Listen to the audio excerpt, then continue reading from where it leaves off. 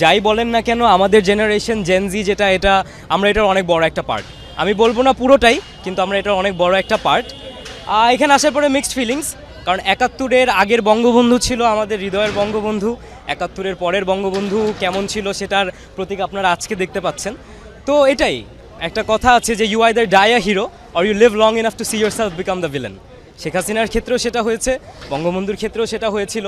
আমি আশা করছি যে বাংলাদেশে পরবর্তীতে যেই ক্ষমতায় আসুক না কেন, উইচ এভার পার্টি যেই আসেন, আপনারা হয়তো এইটা দেখে আপনারা মনে রাখবেন যে আমরা যদি তাদের মতো কার্যকলাপে যাই, আমরা যদি তাদের মতো কিছু করি, তাহলে সেটা শেষ পরিণতি কী হবে।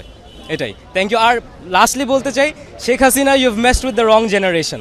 এটা আমরা চরম সৌভাগ্যের মনে করি, আমরা দেখতে পেরে চরম খুশি, চরম আনন্দিত। এবং আমরা বলতে চাই বাংলাদেশের জমিনে কোনো শয়তান যেন আর জন্মগ্রহণ করতে না পারে। পরবর্তী যে শাসক গোষ্ঠী আসবে তারা যদি জনগণের ম্যান্ডেটের বাইরে কাজ করতে যায়, তাদের পরিণতি এটা হবে নিদর্শন হিসাবে কিছু অংশ রেখে দেওয়া উচিত। আলহামদুলিল্লাহ, এটাই দরকার ছিল।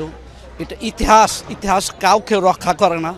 হ্যাঁ, প্রত্যেকের ইতিহাস থেকে সবারই শিক্ষা নেওয়া উচিত।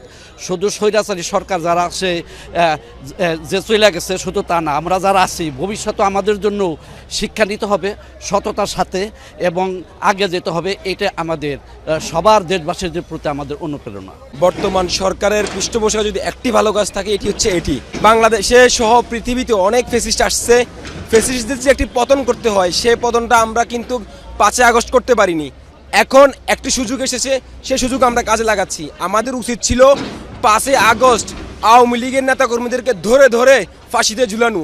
আমাদের উচিত ছিল শেখ হাসিনাকে বিদেশ না যেতে দিয়ে তাকে গণপিটানি দিয়ে ফাঁসিতে ঝুলানো। ভবিষ্যৎ যারাই ক্ষমতায় আসুক, যারা ক্ষমতা আসবে, তারা যেন এই কথাটা মনে রাখে যে স্বৈরাচারী বা ফেসিবাদ করলে, দেশের অরাজকতা করলে কি হয়, তাদের পরিণতি কী হয়, এ দেখে মানুষ শিক্ষা নেয়। পরবর্তী রাজনৈতিক দলগুলো এটা থেকে শিক্ষা নেবে যে এদেশে স্বৈরাচারী বা খুন গুম আয়না ঘর করে কেউ রক্ষা পাবে না, শেষ পর্যন্ত তাদের পরিণতি এরকমই হবে। লাস্টলি বলতে চাই, Sheikh Hasina you have messed with the wrong generation. Thank you.